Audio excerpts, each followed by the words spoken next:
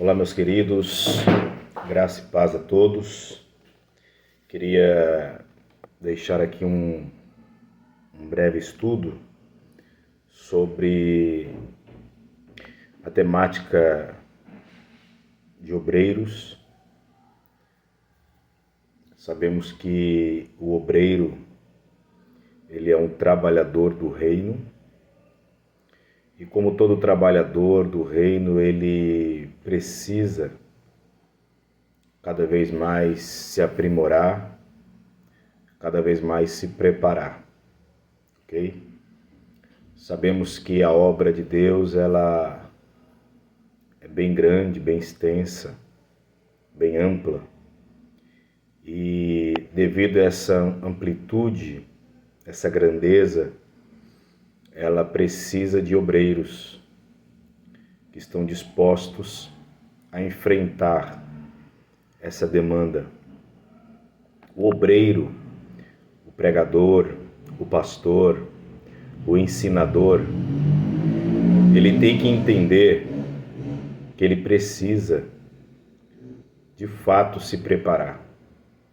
Como o próprio Esdras, no capítulo de número 7 e no seu verso de número 10, que diz assim: porque Esdras tinha preparado o seu coração para buscar a lei do Senhor e para cumprir, e para ensinar em Israel os estatutos e direitos. Perceba que aqui nós aprendemos com Esdras pelo menos 4 lições.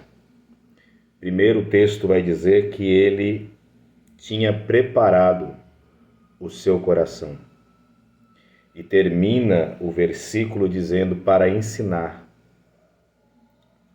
Então entendo que para ensinar, primeiro eu tenho que aprender. Para ensinar, primeiro eu tenho que me preparar. E assim, ele preparou o seu coração. O texto diz para buscar a lei do Senhor. Buscar exige esforço. Ninguém busca aquilo que não valoriza. Só busca aquilo que se tem valor. Lembra de Lucas capítulo 15? A mulher que perdeu a sua dracma e ela procura diligentemente, ela revira toda a sua casa atrás daquela dracma perdida, porque ela tinha muito valor para ela. Ninguém busca aquilo que não tem valor. Ele se preparou, ele buscou, e o texto diz, e cumpriu, para cumprir. Não adianta pregar, ensinar, se na minha vida não se cumpre aquilo que eu falo. Isso é importante, é a terceira lição. Temos que ser não apenas teóricos, mas práticos naquilo que ensinamos e naquilo que falamos. E diz o texto, para ensinar. Todos esses degraus antecede o momento de me levantar para ensinar. Ensinar é um mérito. Ensinar é uma dádiva. Só que todo esse mérito e essa dádiva, ela está carregada de preparação, de busca e de viver aquilo que busca e aquilo que aprende. Paulo vai dizer em 1 Coríntios capítulo 11, verso 23, porque o que eu recebi do Senhor, também vos ensinei. Existem pelo menos 2 coisas que se guardamos, perdemos. A primeira é afeto. Você guardou afeto, você perde. Não adianta no momento do velório dizer que amava, sendo que em vida você guardou essas palavras, esse carinho, esse afeto. Se você guarda, você perde. Segunda coisa, conhecimento. O que eu recebi do Senhor também vos ensinei. O conhecimento é um presente de Deus que sim, tem esforço, tem busca, mas não adianta nada se guardamos para nós e não compartilhamos. O conhecimento, a palavra de Deus é pão, é alimento. E alimento não se guarda. Todo alimento que você guarda, com o tempo, ele se estraga, ele se perde. O alimento, que é a palavra de Deus, é como o maná. Ele tem que ser compartilhado, porque esse alimento, ele tem que ser diário. Esse alimento, ele tem que ser todo dia, como na oração do Pai Nosso. Pai nosso que estás no céu, santificado seja o teu nome, venha a nós o teu reino, seja feita a tua vontade, assim na terra como no céu. O pão nosso de cada dia nos dai-nos hoje. Diferente da teologia da prosperidade, que iria falar para você buscar, adquirir, acumular. Não. A palavra de Deus diz que é o pão nosso. Ele provém dia após dia. Por quê? Porque este alimento, ele está ligado à comunhão com aquele que abençoa. Não adianta queremos apenas as bênçãos e não o abençoador. Ele quer ter um contato contigo dia após dia. Amém? Então, nesta oportunidade, eu queria falar sobre a obra de Deus e a sua demanda, que é muito grande, muito ampla. Para isso, gostaria de ler um texto no livro do Êxodo, capítulo 18, verso 20, até o verso de número 22.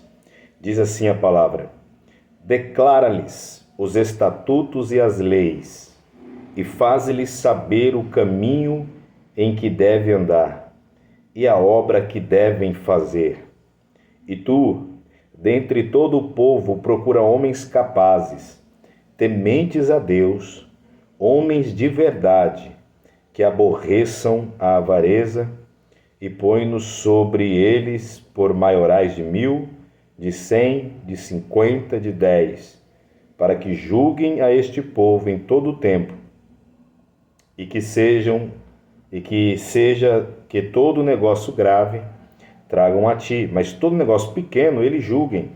Assim a ti mesmo te aliviarás a carga, e eles a levarão contigo. Aqui, nesse texto que lemos, é o conselho que Moisés recebe do seu sogro Jetro. Moisés aqui, ele está recebendo uma pérola, um grande conselho.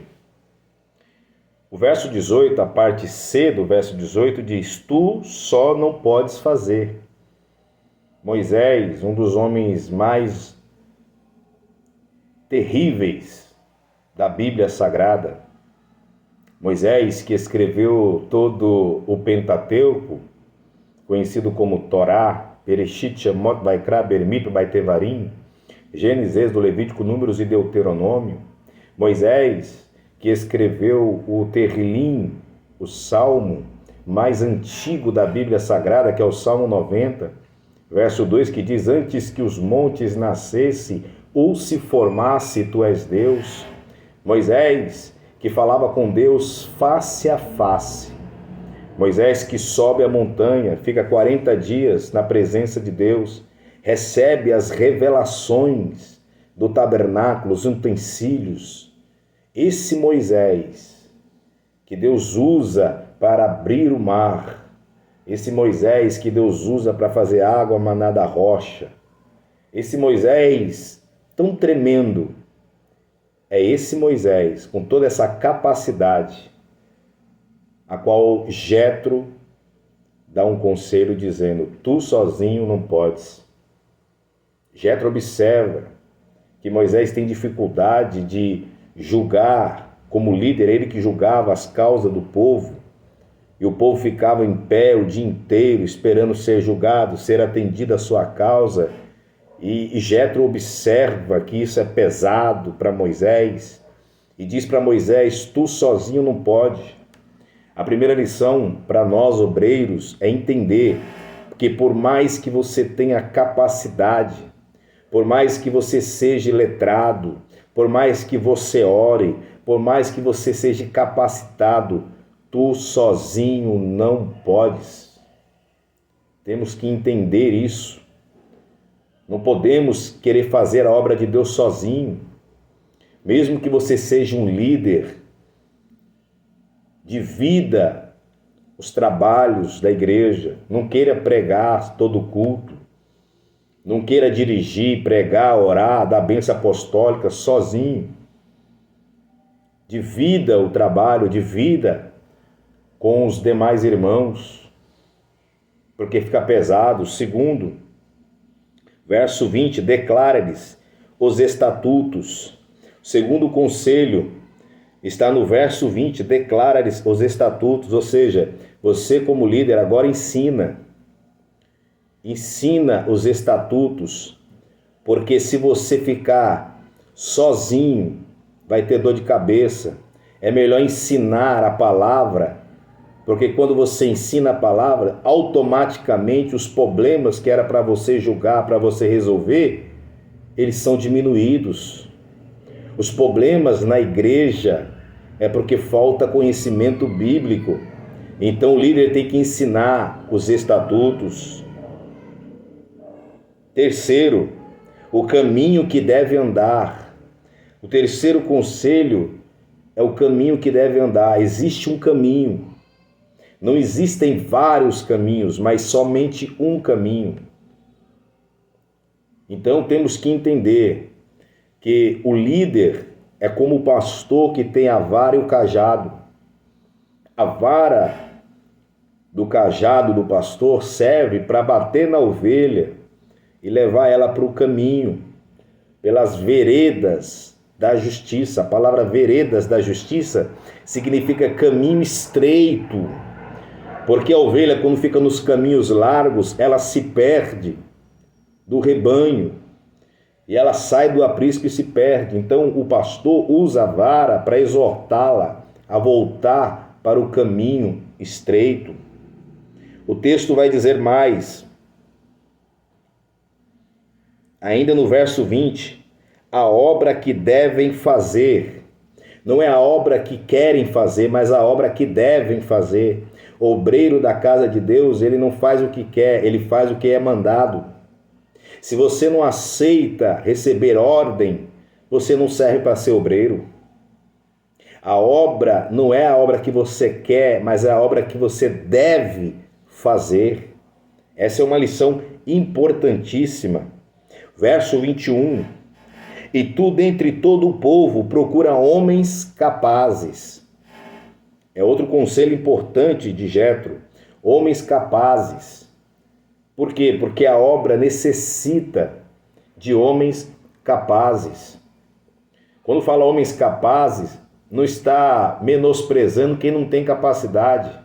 Pelo contrário, está mostrando para quem não se capacitou que deve se capacitar se quer ser um obreiro da casa de Deus. Então separam-nos homens capazes, porque esses capazes, eles vão inspirar outros a se capacitar. Isso é muito importante. E diz mais, não somente capazes, mas tementes a Deus. Porque não adianta ter capacidade se não tem temor. Não adianta ter teologia se não tem temor. Não adianta ter cargo eclesiástico se não tem temor. Não adianta nada disso. Por quê? Porque o temor de Deus é o princípio de toda a sabedoria. O crente, o obreiro que teme a Deus, ele teme a Deus na igreja, mas teme a Deus em casa, no trabalho, nas redes sociais. Aonde ele vai, ele é temente a Deus. Diz mais, homens de verdade, ou seja, homens que não são falsos, que a pior coisa que tem é trabalhar com um obreiro que é falso. Obreiro que é falso, ele vai dar trabalho lá na frente. Lembra de Judas? Vai dar trabalho lá na frente. Pior coisa. Então, é homens de verdade. Esse aqui é o princípio do corpo de obreiros que uma igreja merece ter. E diz o texto que aborreçam a avareza, ou seja, que não sejam avarentos, que não misture obra de Deus com dinheiro. Por mais que o obreiro é digno do seu salário, ele não pode fazer a obra motivado pelo salário. O salário é dignidade, o salário é consequência, mas se ele deixa o dinheiro entrar no coração, ele não serve mais para fazer a obra, porque ele não vai fazer mais a obra por amor. E se não faz por amor, cai em 1 Coríntios capítulo 13, é como um sino que tine, que só faz barulho. Isso é importante guardar, que aborreçam a avareza. Aqui, ou seja, não é só não ser avarento, é se aborrecer com quem é avarento.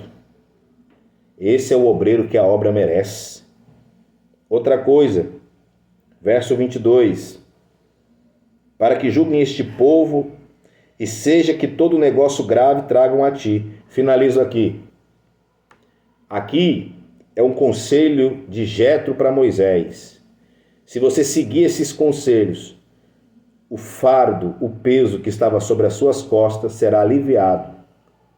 Separa homens de 100, de 50, ou seja, lideranças, como temos na igreja hoje, departamentos, departamento de jovem, de varão, de varoa, enfim. E todo negócio grave tragam a ti. Esse negócio de pastor separar líderes, que todo problema traz para o pastor da igreja, está errado. Você já foi separado como líder para você resolver esses pepinos. Claro, coisa muito grave tragam a Moisés. Mas coisas pequenas, Moisés não precisa nem saber, você mesmo resolve. Porque você tem autoridade, foi delegado autoridade para você. Então aqui, para a obra e a sua demanda, eu queria deixar essa breve lição, esses conselhos. Primeiro conselho, você sozinho não pode. Segundo, ensina o povo. Terceiro, o caminho que deve andar. Quarto, a obra que devem, não que quero, mas que devem fazer. Quinto, procura homens capacitados para inspirar aqueles outros a se capacitar.